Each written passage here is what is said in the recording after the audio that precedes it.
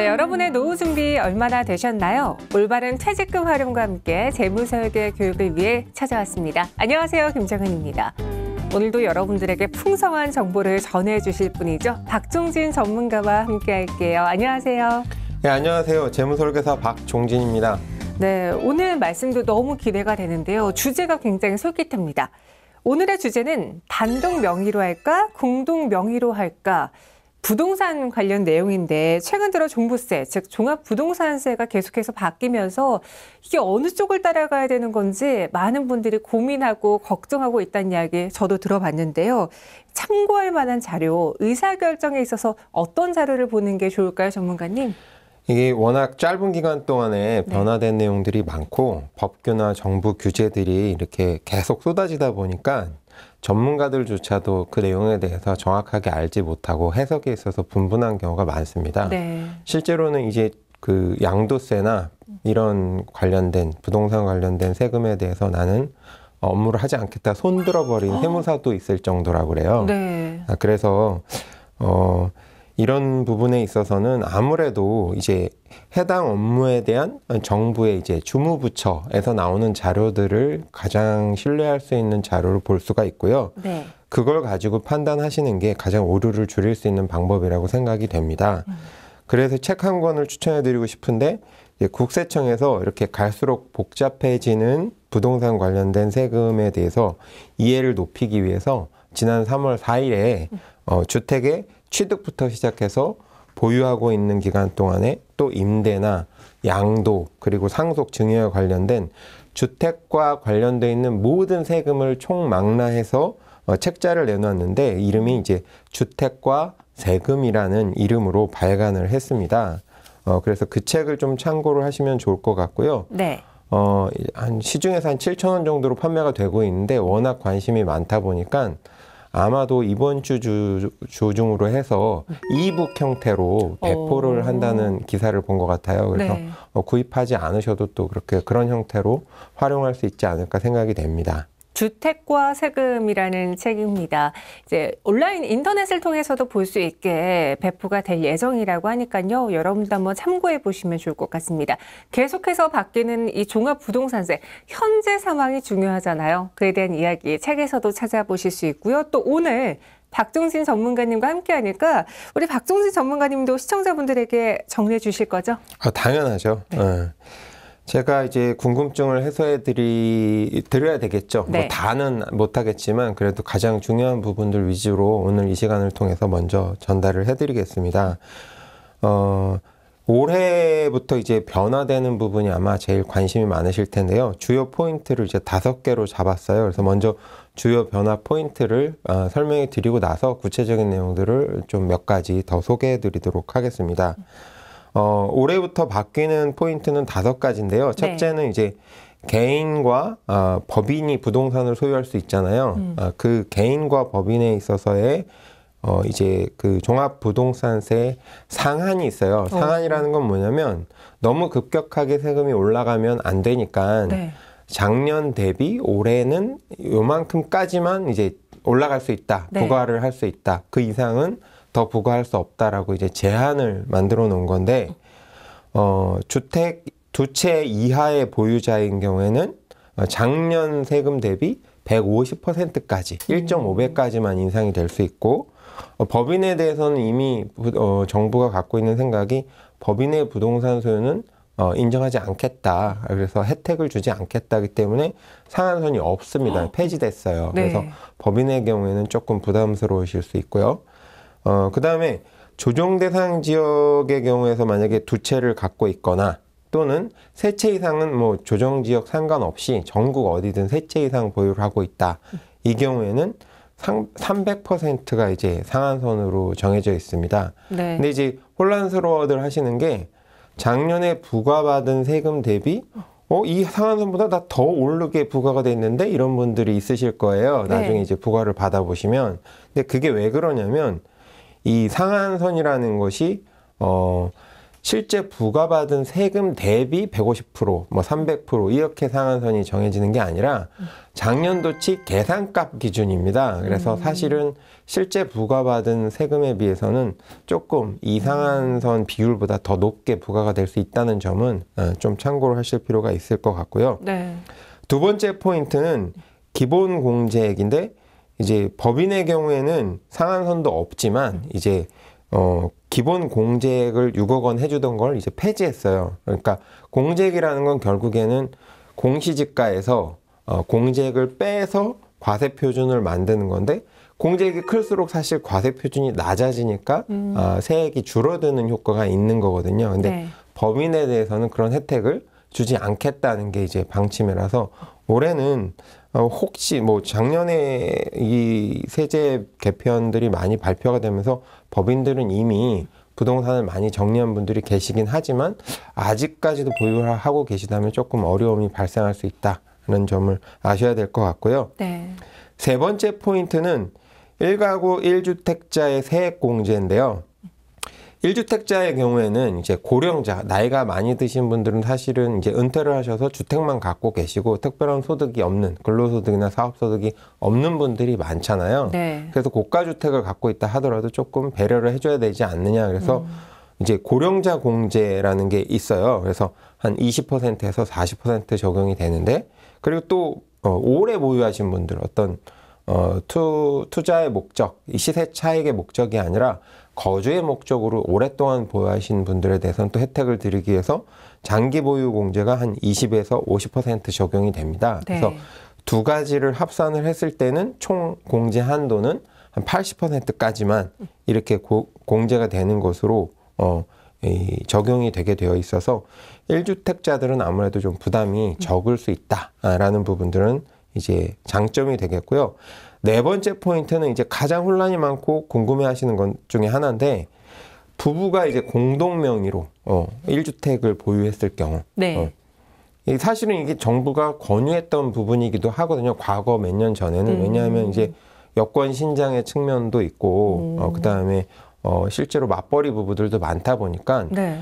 실제로 주택을 구입하는데 기여도가, 여성들의 어떤 기여도가 높아지면서 그렇게 하는 것이 바람직하지 않느냐라고 해서 그런 문화를 또 주도했던 부분이 있는데, 사실 이제 작년에 공동 명의로 하신 분들이 손해를 많이 봤어요. 이제 주택 카운트를 부부가 한 집을 갖고 있으면, 사실은 한 부부 중에 한 사람의 명의로 돼 있으면 1주택이잖아요. 네. 근데 종부세를 계산할 때 공동 명의는 2주택으로 적용이 돼버리다 보니까 약간의 불만이 생길 수밖에 없었죠. 그래서 그 부분에 있어서 올해는 선택을 할 수가 있습니다. 부부가 부부 공동 명의로 신고를 할 수도 있고, 네. 아니면 1주택을 공동 소유했을 경우에는 그냥 1주택으로 신고를 할 수도 있고, 그래서 본인들한테 사정에 맞게 유리하게 적용될 수 있도록 하게 된다. 그게 왜 중요하냐면 1주택으로 신청을 할 수가 있게 되면 고령자 공제나 앞서 말씀드렸던 고령자 공제나 장기 보유 공제를 혜택을 받을 수가 있기 때문에 네. 그 부분에 있어서 선택할 수 있다. 그래서 1주택으로 신청하면 부부 공동명의라도 가능하고 9억 원 기본 공제도 되고, 아까 말씀드렸던 고령자 공제나 장기 보유 공제도 추가로 받을 수가 있다. 그렇게 생각을 하시면 될 것 같고요. 마지막 다섯 번째 포인트는 이제 종부세 합산에서 제외되는 건설 임대주택에 대해서 기준을 정했는데, 이제 공시 가격으로 9억 원. 뭐 공시 가격 9억 원이니까 시세는 이거보다 조금 더 비싸겠죠. 뭐 한 네. 10에서 12억 정도가 될 수 있을 것 같아요. 그래서 그 부분에 대해서는 그 이하라면 9억 원 공시 가격 이하라면 제외시켜 주겠다라는 게 올해 이제 5가지 변화되는 포인트라고 보시면 되겠습니다.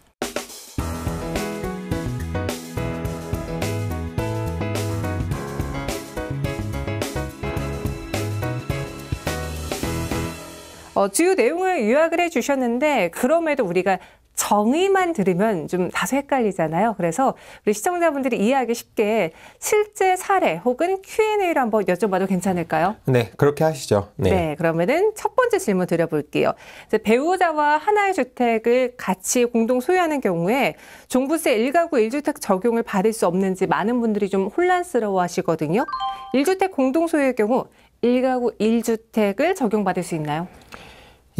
아까도 잠깐 설명해 드렸지만 작년까지는 네. 이 부부가 공동으로 만약에 1주택을 등기를 해서 소유를 하고 있을 경우에는 1가구 1주택이 해당이 되지 않았습니다. 네. 그러다 보니까 연이어서 1가구 1주택의 경우에 혜택을 받을 수 있었던 고령자 공제나 장기 보유 공제도 받지를 못했어요. 그러다 보니까 이제 불만이 많이 생겼죠. 특히 은퇴를 하시고 나서 두 노부부가 주택을 소유하고 있으면서 뭐 연금이라든지 기초적인 생활을 하고 계신 분들의 경우에 상당히 이거는 좀 난감한 경우가 발생을 했었습니다. 그렇죠. 이제 그런 부분들이 좀 반영이 돼서 이제 올해부터는 부부가 1주택을 공동 소유하는 경우에도 1주택 적용을 본인들이 신청을 하면 적용을 받을 수가 있고 그렇게 되면 기본적으로 9억 원 기본 공제를 받을 수가 있고 고령자라면 고령자 공제, 장기 보유했다면 장기 보유 공제까지 이어서 다 받을 수 있게 되었습니다. 그리고 이제 그 신청 기간이 정해져 있는데요. 네. 1가구 1주택 신청 기간은 9월 16일부터 30일까지로 이렇게 정해져 있어서 그 기간에 이렇게 신청을 하시면 됩니다. 공동 소유로 또 우리는 그냥 공동 소유로 신고하는 게 유리하겠다 또는 뭐 그러고 싶다라고 하시면 그렇게 하실 수도 있습니다. 이제 그럴 경우에는 각각 한 사람당 6억 원씩 공제를 받을 수가 있어요. 그래서 그게 유리하다고 판단이 되시면 네. 그렇게 하실 수도 있으니까 미리 좀 잘 조율을 해보셔서 예상세액을 A안, B안으로 계산을 해보신 다음에 유리한 쪽으로 방향을 정해서 준비를 하시고 신고하시고 납부하시면 될 것 같습니다. 네, 선택지가 2개가 있으니까요. 이전에는 무조건 하나의 선택지만 받아봤던 분들 2가지 안에서 상황에 맞게 고르시면 됩니다. 이 점 꼭 기억해 주시고요. 두 번째 질문이에요. 종부세 고지서를 받은 납세자가 별도로 종부세를 신고해야 되는 건지 이 부분에 대해서도 좀 애매하다 하시는 분도 많으시거든요. 네, 어떻게 보면 앞에 질문하고도 이어질 수가 있는데요. 네. 이제 부부가 공동소유의 경우에 정부에서 이제 기본적으로 2주택자로 이렇게 고지서가 나왔다. 근데 네. 우리는 1주택자로 신고하고 싶다. 선택할 수 있게 됐으니까요. 이제 그런 경우에 고지서가 날라오게 되면 이제 일단 가슴이 덜컥 내려앉잖아요. 일반 시민들 입장에서는 정부 관청에서 뭐 법원이라든지 네. 세무서라든지 이런 데서 뭔가 우편물이 날라오는 것 자체만으로도 위압감을 많이 느끼거든요. 맞아요. 잘 모르고 그러다 보니까 반드시 그렇게 따라야만 되는 것 같고 하지만 그렇지 않고요. 혹시 이제 개별 어떤 납부고지서가 우편으로 날라왔다고 해도 우리는 좀 생각이 다르다. 이거와 다르게 신고하고 싶다면 개별적으로 신고를 할 수가 있습니다. 그래서 네. 별도로 신고를 하시게 되면요. 기존에 이제 고지받은 세액 있잖아요. 그건 이제 취소가 됩니다. 자동으로 취소가 되니까 겁먹지 마시고 아까 말씀드렸던 것처럼 우리 가족한테 좀 유리한 쪽으로 진행을 하시면 될 것 같고요. 다만 이때 주의하실 점은 정부가 이제 고지세액을 내려 보내줬을 때와는 달리 이제 우리가 계산해서 신고를 하는 거잖아요. 네. 그래서 혹시 그 과정에서 신고 내용이 이제 사실하고 좀 다르게 신고를 하신다거나 네. 특히 이제 실제로 납부해야 될 세액보다 좀 적게 과소세액으로 신고를 하시게 되면 그게 이제 국세 관련된 정부 기관에서 밝혀지게 되면 이제 가산세가 조금 부과가 될 수 있어요. 그래서 네. 좀 자신이 없으시면 세무 대리인 등을 좀 통해서 이렇게 업무를 처리하시는 게 좋을 것 같습니다. 개별 신고도 가능하다 하지만 그 안에서 오류가 있다면은 가산세가 붙으니까요. 정확하게 전문가의 도움을 빌려보는 것도 하나의 팁이 될 것 같고요. 또 세 번째 질문으로는요. 기준시가 9억 원 미만의 주택 한 채를 보유하고 있는데 임대소득 과세 대상이 되나요? 라는 질문이에요. 이 부동산에서는 지금 9억이라는 가격이 중요한 것 같던데요. 네, 그렇죠. 네. 이 얘기는 조금 이제 보유세 내용이 아니고 소득세 부분에 관련된 내용입니다. 네. 그래서 소득세를 좀 이해하시려면 이제 정부가 가지고 있는 어떤 세금에 대한 체계를 좀 이해를 하셔야 되는데 우리나라 세금은 크게 보면 종합소득세, 매년 1월 1일부터 12월 31일까지 발생한 모든 소득에 대해서 부과하는 종합소득세가 이제 가장 큰 축을 이루고 있고요. 네. 그 외에 양도세하고 퇴직세를 별도로 두고 있어요. 그렇게 하는 이유는 양도세나 퇴직세를 보면 이제 양도세 같은 경우에는 부동산을 이제 몇 년간 보유하고 있다가 이제 구입했던 금액하고 나중에 매도하는 금액하고 차액, 그 수익이 발생했을 때 그 양도 차익에 대해서 부과를 하잖아요. 네. 근데 이제 종합과세가 되는 종합소득세가 누진제로 되어 있단 말이에요. 소득이 높으면 높은 세율이 적용이 돼요. 근데 여러 해 동안 발생한 양도소득세, 양도소득, 그러니까 한 해에 발생한 게 아니라 여러 해에 걸쳐서 발생했는데 실제로 매도하는 해에 수익이 발생하니까 매도하는 해에 집중적으로 이제 과세 표준에 더해져 버릴 거 아니에요. 네. 그렇게 되면 양도한 해에는 무조건 최고 세율을 맞을 가능성이 높죠. 종합소득세를. 그런 불합리함이 있기 때문에 네. 양도소득세는 별도로 계산을 하겠다라고 하는 거고요. 퇴직소득세도 같은 취지죠. 내가 한 직장에서 뭐 20년, 30년 근무한 것에 대해서 퇴직금을 받잖아요. 퇴직소득을 받는데 그걸 퇴직한 해의 종합소득에다가 합산을 해버리면 무조건 또 최고 세율을 맞아서 이제 불합리함이 생기기 때문에 양도소득과 퇴직소득은 별도의 체계에 의해서 이제 과세를 하는 거고, 이제 나머지 소득에 대해서는 합산하겠다는 건데요. 이 종합소득에 해당되는 소득에는 이자소득, 2배사, 근연기, 뭐 보통 이렇게 외웁니다. 네. 그래서 이자소득, 네. 쉽게 얘기하면 예금에 내가 예금이나 적금을 넣어서 받은 이자. 배당소득은 주식 같은 거에 투자해서 내가 배당 받은 거.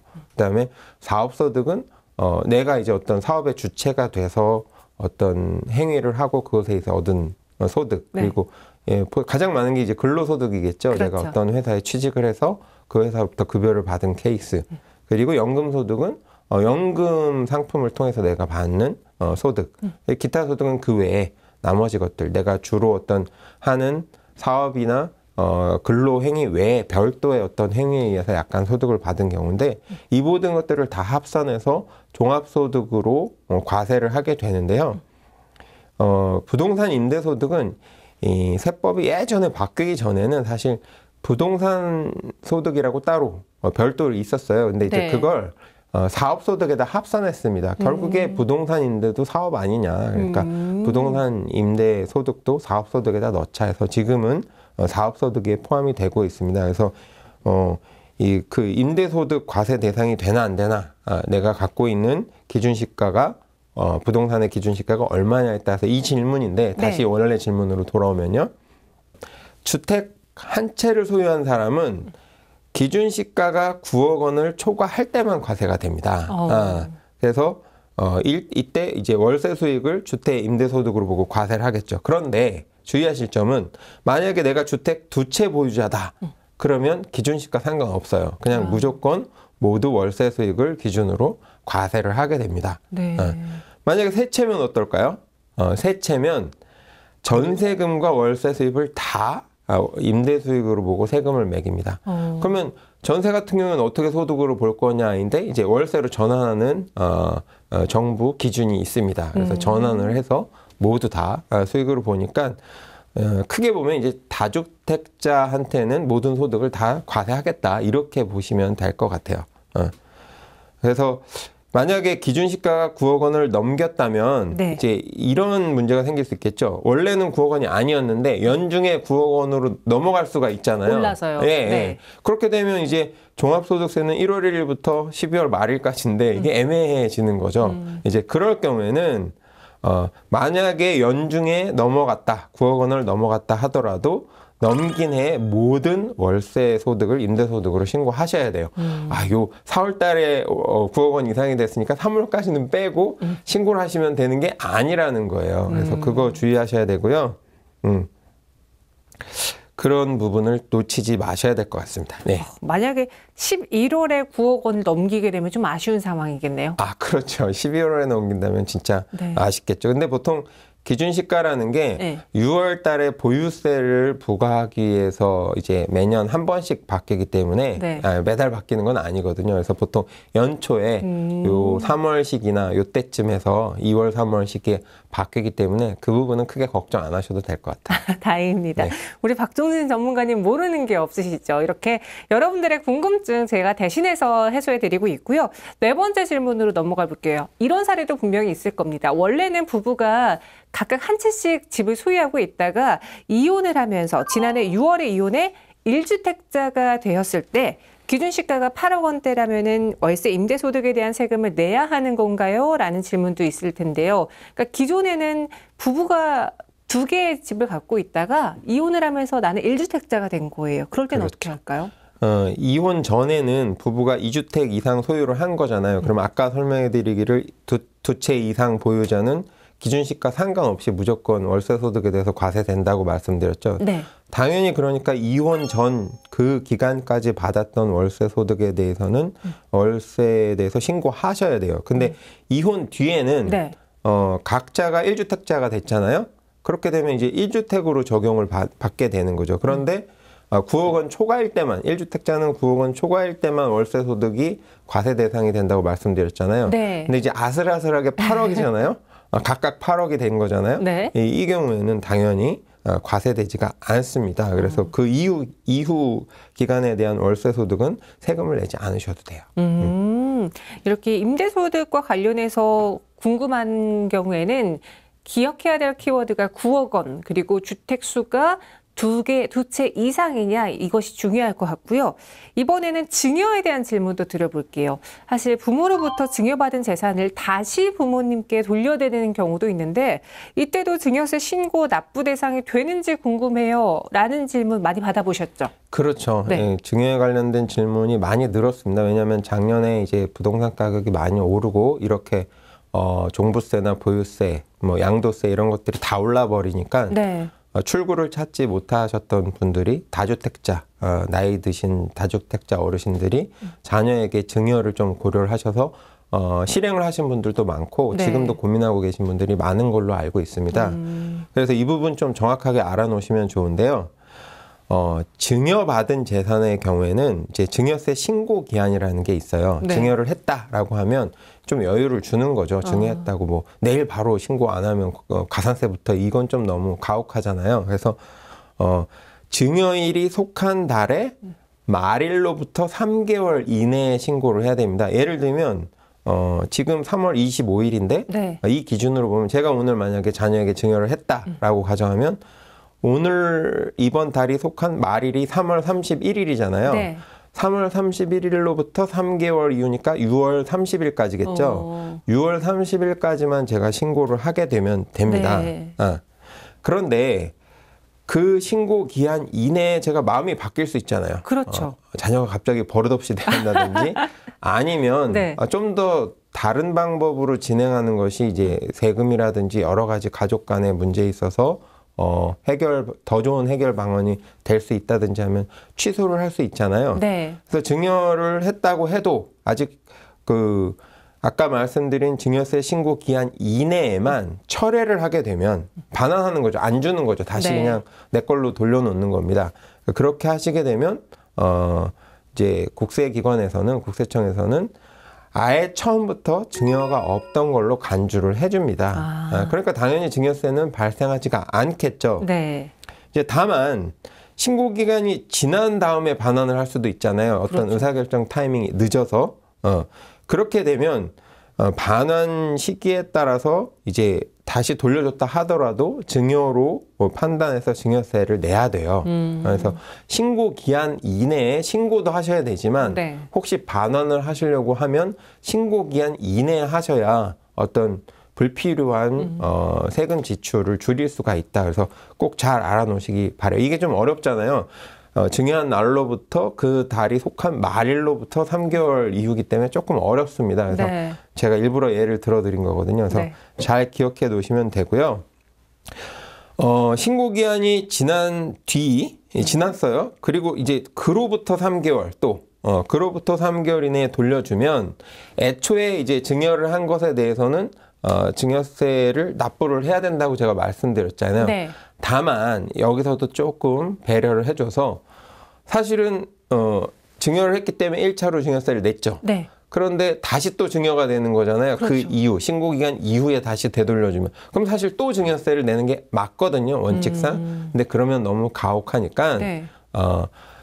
신고기간 이후에 반환을 했을 경우에는 애초에 증여세는 납부를 해야 되고요. 네. 반환해주지 않고 또 발생하는 이 증여세에 대해서는 조금 배려를 해서 납부를 하지 않아도 되도록 이렇게 과세하지 않습니다.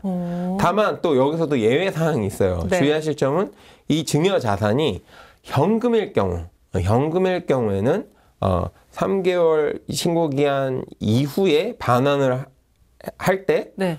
첫 번째 증여세도 납부하고 네. 두 번째 증여세도 납부를 해야 됩니다. 근데 이제 부동산 같은 경우에는 신고기간 이후에 이제 되돌려주는 경우에는 첫 번째 증여세만 납부하게 한다. 이렇게 좀 차별화해서 기억해 두시면 좋을 것 같습니다. 전무님, 이거는 정말 기초적인 질문인데요. 증여라고 하면 우리가 대표적으로 생각했을 때 부모님이 자녀들에게 증여를 한다라고 생각하잖아요. 네. 자녀도 부모님께 증여할 수 있나요? 그렇죠. 이제 많은 분들이 착각하는 게 좀 네. 나이가 많이 드신 분이 어린 사람한테 주는 것만 증여라고 생각하는데 그렇지 않습니다. 증여의 기준은 나이가 많고 적으면 전혀 상관이 없고요. 네. 살아있는 동안 내가 살아있는 동안에 내가 가지고 있는 어떤 자산을 무상으로 대가 없이 주는 것이 증여입니다. 그래서 자녀가 부모에게 또는 나이 어린 자가 나이 많은 사람에게 증여할 수가 있습니다. 말씀이 나온 길에 좀 더 설명해 드리면 네. 상속이 또 있잖아요. 그러면 헷갈려 하시는데 상속도 똑같이 무상으로 주는 것은 똑같습니다. 네. 다만 상속은 그 재산을 가지고 있는 소유자가 사망했을 경우에 진행될 때를 상속이라고 하고요. 살아있을 때 주는 것을 무상으로 주는 것을 증여라고 합니다. 저는 뭐 안 되는 줄 알고 부모님께 증여를 안 해드리려고 했는데 그 핑계는 못 대겠네요. 알겠습니다. 이렇게 증여 상속에 대해서도 간단하게 이야기 드렸고요. 이번에는 보유주택을 계산할 때 생길 수 있는 질문을 드려볼게요. 보유주택을 계산할 때 상속주택도 주택수에 포함을 시켜야 되는지 아니면은 그냥 내가 애초에 갖고 있던 주택수만 계산을 해야 되는 건지 이 부분에 대해서도 좀 헷갈려하지 않을까요? 가장 대표적인 사례가 이제 주택을 구입하려고 할 때 내가 1주택자인 경우에 추가로 2주택을 구입하게 되면 이제 등록세가 많이 올랐거든요. 네. 이제 그런 경우에 내가 주택을 막 구입하려는 타이밍에 부모님의 어떤 사망 시점이 겹칠 수가 있잖아요. 네. 그렇게 되면 내가 전혀 예상하지 못한 상태에서 2주택자가 돼서 많은 등록세를 내야 될 거 아닙니까? 그렇죠. 이제 그런 어떤 폐해를 막기 위해서 이제 상속일로부터 5년 이내까지는 이제 상속받은 주택은 주택수에 포함시키지 않습니다. 그 정도 여유는 주는 거죠. 네. 갑자기 내 소유가 됐으니 어떤 그 문제를 해결하는 데 있어서 여유 있는 기간을 주겠다는 겁니다. 그래서 따라서 이제 상속일, 즉 부모님이 돌아가신 날이겠죠. 상속일이라는 건. 그 날로부터 5년까지는 내가 상속주택을 가지고 있는 상황에서 뭔가 물론 이제 내가 내 소유의 주택은 없었어야 됩니다. 네. 다른 주택은 없었고 아무 주택이 없는 무주택자 입장에서 어떤 주택을 구입하는 경우에는 상속주택까지 합산해서 이렇게 등록세를 과세하지는 않는다. 그냥 1주택을 구입하는 걸로 간주해서 1에서 3% 정도의 취등록세율을 적용받는다. 이렇게 생각을 하시면 될 것 같습니다. 그리고 또 많이 혼동을 하시는 것들, 질문이 오는 것들 중에 하나가 뭐냐면 네. 상속의 경우에는 이제 돌아가시는 분이 어떤 유언장을 정확하게 써놔서 각 자산별로 A 부동산은 뭐 첫째 거, B 부동산은 둘째 거 이렇게 해주시면 소유권이 분명하지만 대부분의 경우 아직 한국 문화라는 게 유언장을 잘 작성하지 않으세요. 그렇죠. 그러다 보면 이제 법정 상속으로 가는 경우가 많은데 법정 상속으로 가게 되면 이제 지분으로 상속이 됩니다. 예를 들면 A 부동산도 만약에 자녀가 셋이면 3분의 1씩, B 부동산도 3분의 1씩 이렇게 되면 이제 정부 입장에서 과세 기준, 이렇게 과세를 할 때 어느 사람에게 과세를 해야 되나 이런 문제가 발생할 거 아니에요. 네. 이제 그런 경우에는 일단 상속 지분이 많은 사람. 근데 이제 상속 지분이 또 아까 말씀드린 대로 자녀 같으면 똑같이 3분의 1씩 되면 다 똑같잖아요. 네. 그런 경우에는 뭐 연장자에게 좀 이제 과세를 해서 책임을 지우는. 다만 이제 서로 합의해서 같이 부담해서 납부는 할 수는 있겠죠. 하지만 이제 어떤 과세 대상을 정해야 되니까 그렇게 결정한다라고 보시면 될 것 같아요. 네, 그럼 이어서 다음 질문도 드려볼게요. 1주택자가 주택을 양도하는 경우에 비과세 보유기간 및 거주기간 계산은 언제부터 하는지에 대한 질문입니다. 전문가님, 어떻게 봐야 될까요? 상식적으로 생각을 하시면 되는데요. 일단 네. 보유기간은 당연히 1주택을 취득한 날로부터 하겠죠. 보유를 했다. 내 명의로 부동산 등기가 되었다니까요. 그죠? 당연히 그건 쉽고요. 이제 혼동이 되시는 게 거주기간인데, 당연히 보유기간 중에서 거주기간을 계산을 하겠죠. 네. 근데 이제 올해 1월 1일부터 양도하는 주택에 대해서는, 내가 가지고 있는 1주택 외에 다른 주택을 모두 처분한 이후부터 1주택 보유기간을 계산합니다. 그러니까 내가 1주택을 가지고 있었고 두 번째 주택을 샀어요. 네. 근데 이제 원래 갖고 있던 주택을 나중에 매도를 할 수가 있잖아요. 그러면 매도를 한 시점부터, 취득은 이미 했지만 네. 첫 번째 갖고 있던 부동산을 매도한 시점부터 두 번째 부동산의 거주 기간을 계산을 해준다. 이렇게 이해를 하시면 되고요. 다만 이제 일시적 이주택자가 있죠. 이사를 가기 위해서 어쩔 수 없이 일시적으로 두 주택을 보유를 한 경우. 그러니까 첫 번째 주택을 매도하고 두 번째 주택을 딱 들어가면 좋은데 네. 매도가 잘 안 돼. 제값을 받고 매도를 할 수가 없어서 조금 더 보유하고 있다가 일단 이사를 먼저 가고 그 다음에 이제 조금 있다 매도를 했을 경우 세법에서 허용해주는 기간 이내에 매도가 됐을 경우에는 그 경우에는 두 번째 주택을 처음에 이제 이사 간 날로부터 거주 기간을 이제 카운트를 해준다. 이렇게 이해를 하시면 되겠습니다. 네. 그럼 주택 증여 시에 또 채무도 같이 증여받을 수 있잖아요. 이렇게 되면은 세금은 어떻게 계산하는 건지, 채무의 부분에 대해서는 세금을 매기지 않는 건지 어떻게 정답을 드릴 수 있을까요? 네, 이것도 이제 많은 질문 중에 하나인데요. 네. 증여를 받은 사람, 보통은 자녀가 되겠죠. 통상적으로는 자녀의 경우에 증여 재산 중에 해당 채무액을 공제한 뒤에 증여받은 것으로 봅니다. 왜냐하면 그 채무까지 내가 받았으니까 채무는 증여받은 게 아니잖아요. 내가 갚을 거니까, 자녀가 갚을 거니까. 그렇죠. 그래서 그 채무액을 뺀 금액만큼은 증여받은 것으로 보고 증여세를 내고요. 그럼 그 나머지 채무 금액만큼은 어떻게 할 거냐? 그건 실제로는 돈을 주고 산 거나 똑같잖아요. 왜냐하면 내가 증여받은 자가 책임을 져야 되니까. 네. 그래서 그 부분은 이제 양도가 되는 겁니다. 그럼 양도의 경우에는 뭐가 있겠죠? 당연히 양도소득세가 있겠죠. 그렇죠. 그 양도소득세는 오히려 집을 준 부모님에게 부과가 되겠죠. 처음 샀던 가격하고 자녀에게 준 가격의 차이만큼, 그리고 양도 부분하고 증여 부분이 있으니까 그 지분 비율만큼에 대해서 양도소득세가 부과가 될 겁니다. 그래서 양도소득세는 부모님에게, 증여세는 자녀에게 부과가 돼서 각자 세금을 납부하게 되는 그런 상황이 되는 겁니다. 알겠습니다. 다음 질문은요, 어떤 한 분의 사례로 한번 이야기를 드려볼게요. 직장 문제로 해외 파견에 나간 A씨인데요. 이분이 이제 원래 살던 집을 월세로 주기로 했습니다. 그냥 공실로 비워두기도 아깝고 대출이자 부담이 만만치 않았기 때문인데, 근데 문제는 여기서 임대소득이지 않을까요? 이자를 내고 나면 사실상 남는 게 거의 없는데 여기다가 또 세금까지 낸다면은 마이너스가 될 수 있기 때문입니다. 이 A씨의 경우에는 세금을 줄일 수 있는 방법 없는지, 특히 정말 실생활에서 가장 많이 만나볼 수 있는 사례인 것 같거든요. 그렇죠. 네. 이제 모든 세금 체계가요, 무조건 매출액에 대해서 다 부과하진 않잖아요. 그런 것처럼 임대소득에 있어서도 비용을 인정을 합니다. 그래서 특별한 비용이 없지만 임대소득에 있어서는 뭐 집을 고치거나 이런 것들이 비용이 될 수가 있고요. 네. 지금 같은 경우에는 이제 대출 이자가 사실 임대 사업을 하기 위해서 들어가는 비용으로 인정을 받을 수가 있어요. 네. 그래서 A씨의 경우에는 대출 이자 납입 비용만큼 임대 소득에서 요걸 빼서 신고를 하시면 됩니다. 그래서 너무 걱정하지 않으셔도 될 것 같아요.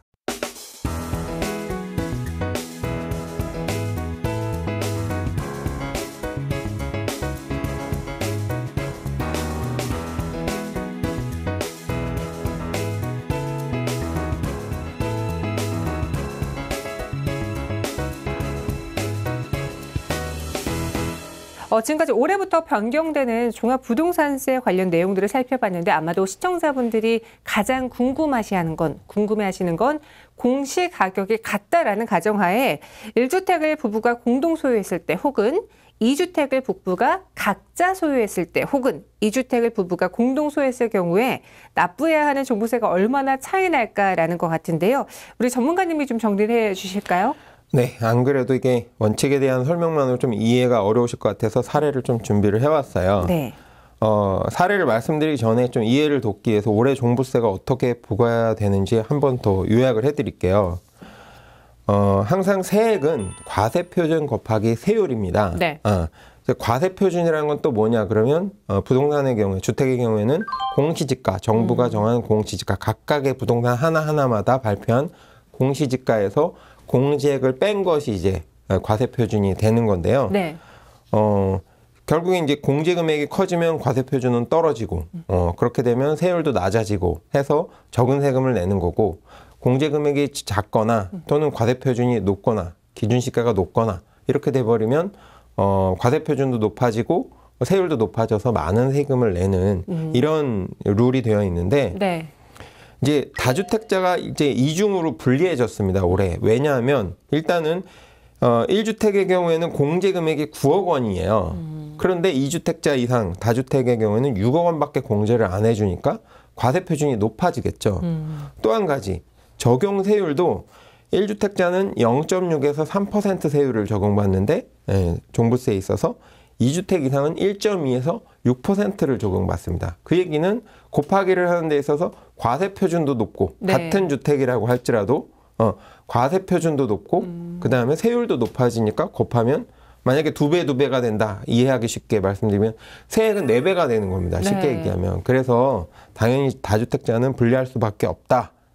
라고 보시면 되고 다주택자의 경우에 1.2에서 6% 적용받는 거는 그 주택의 어떤 이제 과세 표준 금액이 얼마냐에 따라서 이제 누진제로 또 되어 있습니다. 그래서 금액이 더 높을수록 더 높은 세율을 받는다라고 보시면 될 것 같아요. 네. 그러니까 우선 2주택이나 3주택을 보유하기보다는 주택을 많이 보유하기보다는 가급적 똘똘한 한 채를 보유하는 게 가장 좋을 것 같고 그럼에도 불구하고 상황상 여러 채를 보유해야 하시는 분들, 특히나 2채를 소유하고 있는 분들이라면은 이걸 부부가 각자 소유하는 게 좋을지 아니면은 공동 명의로 갖고 가는 게 좋을지 궁금할 것 같거든요.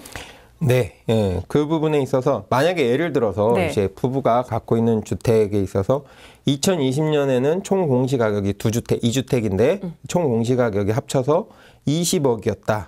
근데 올해는 아무래도 부동산 가격이 올라갔으니까 공시가격이 올라갔겠죠. 더군다나 그 실제 시세에 비해서 적용하는 비율을 높였잖아요. 네. 예전에는 한 70% 이내였다면 이제는 7, 80% 이제 가까이 되다 보니까 아무래도 올랐겠죠. 그래서 한 24억 정도로 공시가격이 올해 발표됐다라고 가정을 하면 만약에 부부가 각자 소유했다. 2주택이지만 남편이 한 채, 아내가 한 채 이렇게 갖고 있었다. 그러면 작년 기준으로 한 250만 원 정도의 종부세를 냈던 것이 올해는 아무래도 올라갑니다. 어쩔 수 없이 480만 원 정도로 올라가는데 네. 만약에 부부가 공동소유했다. 2주택 모두 A 부동산도 부부 공동소유, B 부동산도 공동소유라고 하면 작년에 한 350만 원 나오던 것이 올해는 1,570만 원으로 과세가 됩니다. 종부세가. 그래서 아까도 말씀드렸지만 이제 부부 공동소유가 좀 불리하다라고 말씀드렸던 거고요. 네. 이제 그러다 보면 많은 분들이 그러면 부부 공동소유 된 거를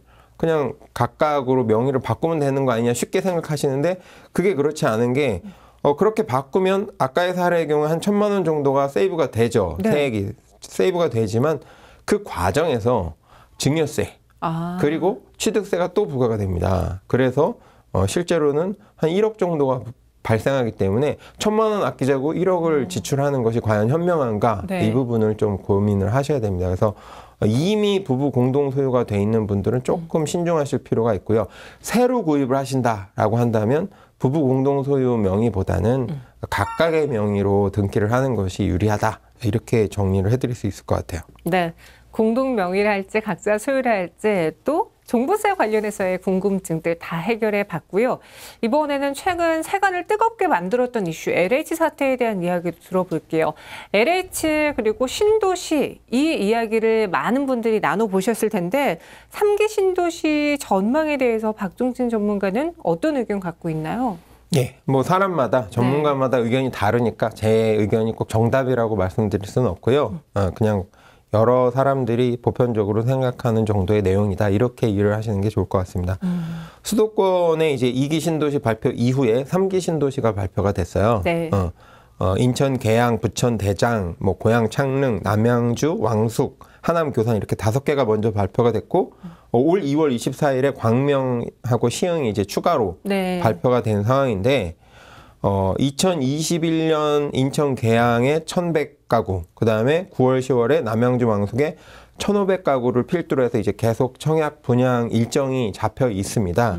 근데 이제 문제는 이게 아파트라는 게 뚝딱 해서 지을 수 있는 게 아니잖아요. 그렇죠. 무슨 뭐 조그만한 제품을 만드는 게 아니라 토지를 확보를 해야 되고 거기에 많은 인력과 자재가 투입이 돼서 단계별로 공사가 진행돼야 되는 것이라 공사 기간만 해도 2, 3년 그리고 자금 확보하는 데도 어려움이 있고 여러 가지 어려움이 있습니다.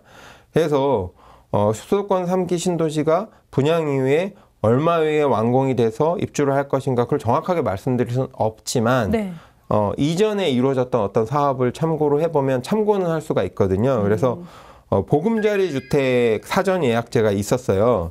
남양주 쪽하고 하남 쪽 뭐 이쪽에 주로 있었는데요. 예를 들면 남양주 쪽의 경우에 2010년 4월에 사전 청약이 있었거든요. 근데 입주는 언제였냐면 2017년부터 20년까지 진행이 됐단 말이에요. 그럼 대략 짧게는 7년, 길게는 10년. 하남 쪽의 경우에도 청약은 똑같이 2010년 11월에 있었는데 입주 시기는 2020년 3월부터 뭐 2021년 10월까지 이렇게 10년 넘게 기간이 걸렸거든요. 이렇게 오래 이제 기간이 걸리다 보면 실제로 당첨자 입장에서도 부담이 되죠. 우리 삶의 질은 빨리 올리고 싶고 집은 빨리 들어가고 싶은데 그리고 또 중간에 다른 집을 구입하시게 되면 이 청약이 이제 철회가 돼버려요. 그러다 보니까 이제 결국엔 계속 전세를 살거나 뭐 이런 방법밖에 없는데 삶의 질이 떨어지는 문제가 있죠. 너무 장기간. 그러다 보니까 입주가 늦어지면서 보금자리 당첨자 중에 절반 이상이 입주를 포기했어요. 그래서 만 한 3,000명 중에 한 7,800명 정도가 입주를 포기하고 실제 입주하신 분은 5,500명밖에 없었거든요. 이 사례를 참고를 하면 3기 신도시가 안 그래도 오래 걸릴 것이었는데 LH 사태가 발생하면서 이제 국민들의 저항이 좀 많아졌잖아요. 비협조적이 될 가능성이 높다라는 거죠. 정부 입장에서도 과감하게 추진하기가 좀 어려움이 생겼고요. 왜냐하면 또 진행하다가 이제 추가적인 비리나 이런 것들이 발견이 되면 또 국민적인 여론이 들끓을 테니까 그런 면에서 봤을 때 더 늦어지면 늦어졌지 이제 짧은 기간 안에 준공이 되어서 입주하기는 어렵지 않을까라는 게 생각이고요. 그 부분에 있어서 혹시 해당되는 분들은 좀 고민하실 필요가 있다라는 말씀 드리고 싶어요. 네. 원래도 통상적으로 입주까지 이제 10년 이상이 소요가 되는데 여기에 LH 사태 그리고 대통령 교체 등 다양한 이벤트들이 맞물리면서 3기 신도시 사업이 예상보다는 좀 늦어질 수 있다라는 점 우리 박종 전문가님의 의견 들어봤습니다. 혹시 이와 관련해서 궁금증 또 관심 갖고 계셨던 분들이라면 참고해 보시기 바라겠고요. 이번에는 금리에 대해서도 한번 여쭤볼게요. 우리 그런 말 있잖아요. 이 집은 내 돈 주고 산 게 아니라 은행이 사준 거야 라는 말이 있잖아요. 현금으로 다 살 수는 없습니다. 우리가 여기서 대출을 받아야 되고 따라서 금리도 체크를 해야 되는데 최근에 뭐 백신도 보급하고 경기도 회복되면서 금리가 계속 오를 거라는 이야기가 있던데 맞나요? 그렇죠. 아무래도 이제 어떤 경제 사이클이 변하는 것에 있어서 정부가 반응할 수 있는 부분이 첫 번째가 이제 금리 조절이거든요. 그래서 이제 경기가 안 좋을 때는 저금리로 이제 뭔가 투자나 소비가 좀 활성화될 수 있도록 정책을 펴는 거고요. 이제 그런 어떤 고비를 지나서 경기가 상승세로 전환하게 되면 이제 급격한 또 인플레이션, 통화가 많이 풀려 있는 상황이기 때문에 경기가 회복되면서 인플레이션이 발생하게 되거든요. 그렇게 되면 국민들의 삶의 질이 떨어질 수가 있어요. 왜냐하면 소득은 안 오르는데 물가가 올라가면 삶의 질이 떨어질 거 아니에요? 그렇죠. 그런 부분을 좀 완충하고자 정부는 이제 낮춰놨던 금리를 살짝 조금씩 올려가면서 너무 급격하게 하면 문제가 생기니까 살짝씩 올려가면서 이제 그런 충격을 좀 완화시키려는 경향들이 모든 정부에 있습니다. 이제 그 세계적인 금리에 가장 영향을 크게 주는 건 미국의 기준금리이고요. 그래서 맨날 FOMC 금리가 어떻게 움직이냐라고 맞아요. 관심을 갖는 이유가 거기에 있는데 실제로 미국에서 이제 기준금리는 올리지 않겠다라고 발표는 했지만 그 외에 어떤 국채금리라든지 이런 것들은 상승을 하고 있습니다. 이제 그런 측면에서 봤을 때 국내 금리도 영향을 받지 않을 수가 없어요. 이제 한국은행도 발표를 했거든요. 기준금리 당분간은 올리지 않겠다라고 하면서 한국은행 총재가 어떤 얘기를 부연을 했냐면 네. 하지만 약간의 인플레이션의 우려는 있다. 뭐 이 정도로 이제 왜냐하면 한국은행 총재의 말은 시장에 그냥 그 말 자체가 영향을 주기 때문에 네. 조심스럽게 얘기를 하는 경향들이 있습니다. 근데 이제 그걸 조금 깊이 있게 해석을 해보면 인플레이션 우려가 느껴지는구나. 한국은행에서도 그 부분에 있어서 금리를 인상할 준비는 하고 있구나. 하지만 지금 당장 금리를 올리게 되면 국민들이 많은 대출을 끌어다 썼잖아요. 네. 뭐 신용대출, 그 다음에 부동산 담보대출, 맞아요. 영끌이라고 해서 많이 끌어놓은 상황에서 갑자기 금리가 인상되게 되면 충격이 커지면서 소비와 투자가 확 줄어들 수 있고 실제로는 신용불량자들이 많이 양산될 수가 있을 가능성이 있기 때문에 조심하고 있는 상황이다. 하지만 금리는 인상될 수밖에 없는 구조를 가지고 있다라고 본다면 네. 대출을 받고 계신 분들의 경우 어떻게 대처를 해야 되냐 그러면 너무 나의 어떤 현금 흐름에 비추어 봤을 때 너무 많은 금액을 대출받았다. 매달 갚아야 되는 금액이 있어서 너무 부담스러운 상황이다. 저금리니까 가능했는데 네. 여기서 금리가 조금 올라가면 너무 부담이 되는 상황이다라고 한다면 제 생각에는 그렇게 끌어서 뭔가 자산을 사셨을 거 아니에요. 그러면 그렇죠. 자산 중에 일부를 좀 매도를 하셔서 갚으시는 게 좋다. 그래서 대출 한도 금액을 좀 낮춰 놓으시는 거, 대출 금액을 낮춰 놓으실 필요가 있고요. 또 한 가지 이제 금리가 최근에 낮다 보니까 금리가 저금리인 상황에서는 변동금리 대출이 고정금리 대출보다 더 저렴해요. 네. 그래서 많은 분들이 변동금리 대출을 받아놓은 상황입니다.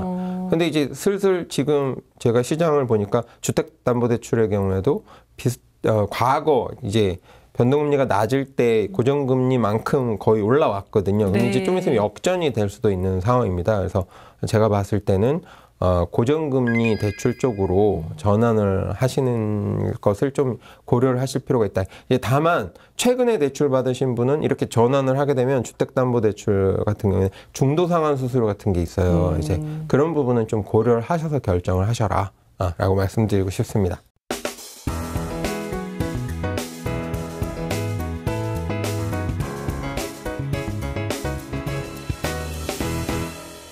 오늘 종합부동산세에 대한 여러분들의 궁금증 해결해 드렸고요. 박종신 전문가와 함께했습니다. 저희는 다음 이 시간에도 여러분들의 모든 궁금증, 질문들을 명쾌하게 해결해 드리도록 하겠습니다. 다음 이 시간에 찾아올게요. 고맙습니다.